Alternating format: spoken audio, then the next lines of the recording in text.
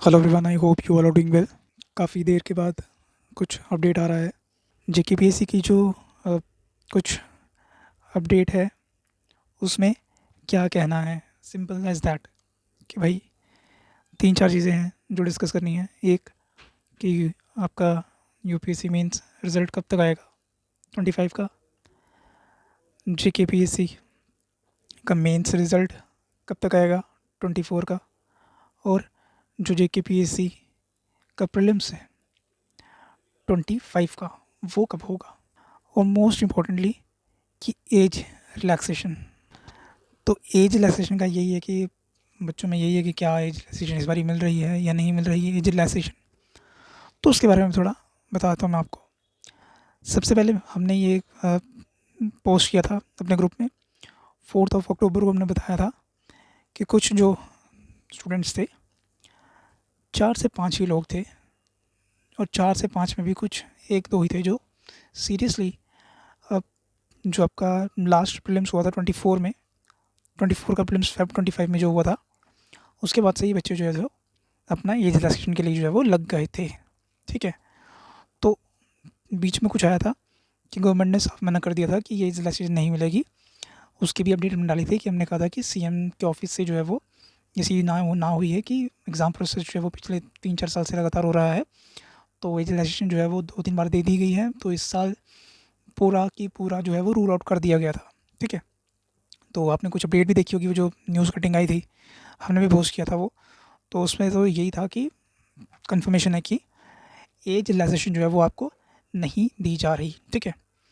अब कुछ एफ़र्ट्स लगे, कुछ एक दो बच्चे थे जो बार-बार जा रहे थे, और जो आपके हमारे कैबिनेट मिनिस्टर हैं और एडवाइज़र टू सीएम, इन दोनों के कलेक्टिव एफ़र्ट्स से, बच्चों की मेहनत से एनसी गवर्नमेंट ने जो एज रिलैक्सेशन देने का प्रॉमिस था, जो प्रॉमिस तो नहीं था बट एक जो था, हमारी कुछ जो मेंबर्स थे, टीम मेंबर्स थे, एडमिन्स थे, ये भी गए थे। इन्होंने भी कुछ एक दो बारी अपना रिप्रेजेंटेशन दिया था कि हाँ मिलनी चाहिए। मतलब ऐसे फॉर्मल रिप्रेजेंटेशन नहीं दिया था, बट जो बच्चे जा रहे थे उनको बताया था कि ऐसे-ऐसे आप प्रोसेस में रहो। अपने लिंक्स उनको बताए थे, क्योंकि ऑब्वियसली जो सर्विस में एडमिन्स हैं वो खुद तो नहीं जा सकते, वो मतलब गाइड कर सकते हैं कि आप यहाँ-यहाँ जाइए। अपने लिंक बताए थे उन्होंने, तो उसी लिंक्स के थ्रू ही जो है वो कुछ चीज़ें चली। ठीक है। अब इस बार भी उनकी तरफ से डन है कि एज रिलैक्सेशन जो है वो मिल जाएगी बच्चों को। 24 के लिए दी गई थी और 25 के लिए भी दी जाएगी, और ये वन टाइम रिलैक्सेशन होगी। ठीक है। तो अब इसमें कोई इफ एंड बट्स नहीं है। अ, अभी कंफर्मेशन आपका आ जाएगा कैबिनेट मीटिंग में, जब पास होगा ये, तो उसके ही 1-2 दिन के अंदर अंदर, ये 1-2 दिन में ही आपको जो है वो अपडेट मिल जाएगी। ठीक है। तो अब वो कब, कैबिनेट मीटिंग कब होती है, वो उसमें 4-5 दिन, हफ्ता भी लग सकता है, तो उसका आपको थोड़ा वेट करना पड़ेगा ऑफिशियल कंफर्मेशन के लिए। बट ये श्योरिटी है कि एज रिलैक्सेशन आपको जो है वो मिल जाएगी। ठीक है। और हाँ, और आपका विंडो जो ओपन होगा आपका फॉर्म फिलिंग के लिए, तो वो भी आपको टाइम अच्छा मिल जाएगा। पिछले साल क्या हुआ था 24 में, 24 का प्रोसेस कुछ ऐसा था कि 24 में जो 24 का प्रीलिम्स था वो आपका 17 नवंबर को शेड्यूल था। ठीक है। तो 16 अक्टूबर को गवर्नमेंट फॉर्म होती है। ठीक है। 9 अक्टूबर को गैट का ऑर्डर आता है कि आपका एज रिलैक्सेशन आपको दे दी गई है। ठीक है। और आई गेस 13-14 को या 13-14 को फाइनल जेकेपीएससी ने भी अपना ऑर्डर दे दिया, और उन्होंने कहा कि एग्ज़ाम आपका पोस्टपोन हो गया है टिल फर्दर नोटिस। ठीक है। तो देख रहे हो कि भाई हफ्ता पहले 17 तारीख को एग्ज़ाम है ना, 17 नवंबर को, और हफ्ता पहले एग्ज़ाम पोस्टपोन हो गया। फिर क्योंकि एज रिलैक्सेशन मिल गई थी, तो सेम चीज़ अभी भी होगी, क्योंकि बच्चे फ्रीक आउट कर जाएंगे कि अच्छा अभी एज रिलैक्सेशन मिल गई है लेकिन एग्ज़ाम तो 28 दिन रह गए हैं, 30 दिन रह गए हैं, तो कैसे करेंगे। ठीक है। और आपको पता है कि 30 नवंबर को आपका ईपीएफओ का भी एग्ज़ाम है। ईपीएफओ का एग्ज़ाम है सेंटर्स आपकी, क्योंकि ये एक आपका ऑफलाइन एग्ज़ाम होता है। काफ़ी स्ट्रेंथ में बच्चे जो है वो पार्टिसिपेट करते हैं इस एग्ज़ाम में। वन डे एग्ज़ाम है, तो इसमें ये है कि यूपीएससी से ज़्यादा ही बच्चे बैठेंगे, और आपका वही एसएससी जेके एसएसबी के टाइप का एग्ज़ाम होता है, बट कुछ एक्स्ट्रा सिलेबस है जो आपको पढ़ना पड़ता है। ठीक है। तो ये चीज़ है। अब ये सेंटर्स फेल होंगे, तो 30 नवंबर को पॉसिबिलिटी मतलब 99% चांसेस यही हैं कि एग्ज़ाम नहीं हो रहा, ठीक है। तो जो मतलब सेकेंड डेट्स आती हैं वो आती है 7 दिसंबर और आपका 14 दिसंबर, ठीक है। तो ये 2 डेट्स हैं।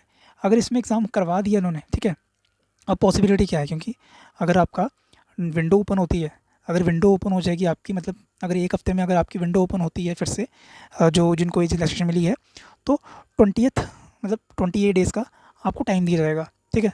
तो 28 डेज़ का अगर टाइम दिया जाएगा आपको, तो मान लो कि अगर आपको 7 तारीख को या 8 तारीख को अगर आपका ऑर्डर आता है, तो अगले अगले मतलब अगले महीने दिसंबर में, मतलब 7-8 तारीख तक अगर फॉर्म फिल होते हैं, तो पॉसिबिलिटी है कि JKPSC दिसंबर में एग्ज़ाम मतलब 14 दिसंबर को एग्ज़ाम करवा सकती है, ठीक है। अगर अगर वो मतलब चाहते ही हैं कि भाई हमने इसी साल इसी महीने हमने मतलब अक्टूबर नवंबर दिसंबर में हमने एग्ज़ाम करवाना, तो वो अभी करवा देंगे, ठीक है। तो उसमें कोई बड़ी बात नहीं है। बट एक मतलब मेन एक चीज़ ये कहती है कि जो प्रोसेस होता है, अगर वो मतलब टाइम अगर एज रिलैक्सेशन देंगे तो फिर वो बच्चों को टाइम भी देंगे पढ़ने का, कुछ 30 टू 50 डेज़ का अगर आपको टाइम दिया गया विंडो ओपन के बाद, तो ये एग्ज़ाम आपका जैन एंडिंग में मतलब 26 जनवरी के बाद जाएगा या फेब में जाने के भी चांसेस हैं, ठीक है। तो ये कोई मतलब बड़ी बात नहीं है कि अगर एग्ज़ाम फेब में भी होता है तो मतलब कोई हैरान की वाली बात नहीं होनी चाहिए, क्योंकि पिछले साल भी मतलब जो 2024 का प्रोसेस था वो भी ऐसे ही हुआ, ठीक है। तो ये चीज़ है। एज देख ली हमने, एग्ज़ाम प्रीलिम्स का देख लिया। रिज़ल्ट की बात आते हैं तो ये वही है कि मतलब एडमिशन ने डाल दिया था। अच्छा, अब यहाँ पे देखो, एज का हो गया कि एज का, हाँ भाई 35 वन टाइम इस बारी मिल रही है। अब ये है कि भाई रिज़ल्ट कब आ रहा है, ठीक है, रिज़ल्ट कब आ रहा है। तो रिज़ल्ट का कुछ ऐसा है कि 21 तक जो है वो, 21 is the last cut off date, 21 November कि आपका रिज़ल्ट जो है वो आ जाएगा। 21 is a date, is a day, 21 November, ठीक है। ये एक डेट है जहाँ पे मैं श्योरिटी के साथ ये कह सकता हूँ कि अगर तो फर्स्ट वीक में नहीं आया, ठीक है, 2 दिन बचे हैं फर्स्ट वीक ख़त्म होने को, अगर नहीं आया तो सेकेंड वीक में मतलब पॉसिबिलिटी कम है, और थर्ड वीक में पॉसिबिलिटी सबसे ज़्यादा है कि 21 नवंबर को जो है वो आ जाएगा, ठीक है। ये कुछ डाला था एडमिन्स ने, तो ये भी आप देख सकते हैं। अब एज रिलैक्सेशन मिल गई है, रिज़ल्ट का बता दिया कि रिज़ल्ट तब तक आ जाएगा, तो उसमें भी घबराने की ज़रूरत नहीं है कि मतलब ऐसे फ्री कोड करने की ज़रूरत नहीं है कि भाई क्या हो जाएगा। और हमने जो है वो रिज़ल्ट के बारे में भी अपडेट कर दिया कि रिज़ल्ट मतलब इतने चांसेस हैं कि रिज़ल्ट आने के, ठीक है। बाकी इसमें मैं आपको एक चीज़ और बता दूँ, ठीक है। अभी हमारा जो बैच 1 था, मतलब प्रीलिम बैच 1 और 2 था, जो प्रीलिम्स की टेस्ट सीरीज़ का, वो मतलब ऑलमोस्ट मतलब 50-70% हमने मतलब कर ली है टेस्ट सीरीज़, वहाँ पे हो गई है। प्रीलिम्स के बाद हमारा एक मेंस का बैच चल रहा था, जिसमें हम मतलब हम जो है वो टू द पॉइंट टॉपिक्स को देख रहे थे, मतलब क्वेश्चन और आंसर्स का हम पूरा एक फॉर्मेट, एक लेक्चर सीरीज़ थी उसमें, ठीक है। तो वो भी एक प्रोग्राम था, ठीक है, मेंस के लिए। तो ये प्रीलिम्स का जो प्रोग्राम है, अगर आप टेस्ट सीरीज़ के लिए मतलब इंटरेस्टेड हैं तो आप टेस्ट सीरीज़ ज्वाइन कर सकते हैं, ठीक है। और मेंस के लिए भी पर अगर आप इंटरेस्टेड हैं तो आप मेंस के लिए भी ज्वाइन कर सकते हैं, ठीक है। बाकी डिटेल्स आपको जो है वो डिस्क्रिप्शन बॉक्स में या टेलीग्राम चैनल पे हमारे मिल जाएगी। बाकी यही है कि अपनी नर्व्स पे कंट्रोल रखो, चीज़ें मतलब प्रोसेस से चलती हैं, ठीक है। You are going to be a bureaucrat, आप मतलब एडमिनिस्ट्रेशन संभाल रहे हो, ठीक है, संभालने जाओगे तो उसमें कामनेस होनी चाहिए, और एक प्रोसेस से काम होता है, हर एक चीज़ प्रोसेस से होती है, विदाउट प्रोसेस कोई भी चीज़ नहीं होती, ठीक है। तो इसमें यही है कि फ़िलहाल जो मैंने आपको चीज़ें बताई कि ये रिलैक्सेशन आपको मिल जाएगी, कंफर्मेशन आ जाएगी कुछ दिनों में, और अपना एग्ज़ाम, अगर आपके चांसेस यही हैं कि एग्ज़ाम पोस्टपोन हो जाएगा और आपको टाइम मिल जाएगा जिनका एज का इशू था, ठीक है। तो अब मोटा मोटा यही है कि अपना आराम से पढ़िए और र्यूमर्स में ना जाइए। र्यूमर्स में इतना मतलब टाइम वेस्ट मत कीजिए। डिबेट्स में देखता हूँ मतलब बच्चे लगे रहते हैं मतलब टेलीग्राम पे, कभी कोई मतलब इशू उठा रहे हैं, कभी कोई इशू उठा रहे हैं। देखिए इससे कुछ नहीं होगा, इससे अपना टाइम वेस्ट करेंगे। आपको यही करना है कि चुप करके अपना सिलेबस कंप्लीट करो, टेस्ट लगाओ और अपना एग्ज़ाम पे फोकस रहो, ठीक है।